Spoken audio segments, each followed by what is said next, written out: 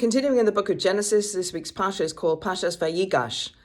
We read about the story of Joseph, who was sold into slavery. He's now viceroy in Egypt. He's distributing food to the whole land that is experiencing a famine. His brothers come to see him. He recognizes his brothers and he cries. He goes into a back room. He does not want to cry in front of them. He cries in a back room privately on his own.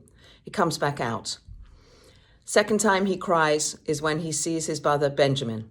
And he cries. This is his full brother from his mother Rachel. And he cries when he sees Benjamin, but he also cries privately. The third time that Joseph cries, and we read that he cries 7 times, the third time he cries is when Judah offers to take the place of Benjamin so that Benjamin can return to the father who's in Canaan. And at this point, Joseph is unable to contain himself. He's unable to go into the back room and cry privately, and he cries loudly in front of his brothers, and they all cry, they weep, they fall on each other, and they cry. So we have many expressions. As I mentioned, Joseph cries 7 times, meant more than any other person in the Torah. He cries.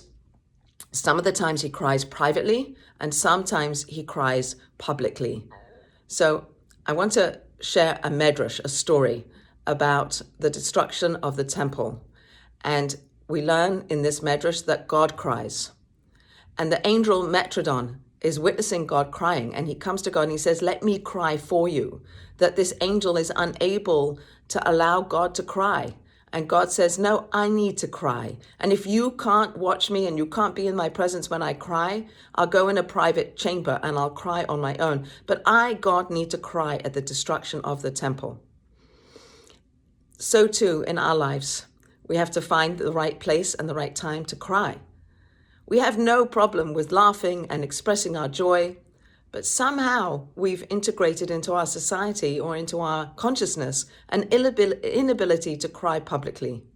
We're embarrassed, we're shy, we're ashamed, or we're unable to cry even in private, that we are taught to be strong, which means not crying. And I'd like to suggest that perhaps it is even more courage and takes more strength to allow these emotions that we are gifted with to come out, for us to express what's inside. There's a saying that what you hold onto will kill you. And so just as God needs to cry, we need to cry. Sometimes we cry privately, and sometimes we need to cry with the right people, people who can witness our crying, people who can share in our crying, but not people who will take away our crying. So may we be blessed with the full emotional bandwidth of our lives to be able to express ourselves in the right way with the right people.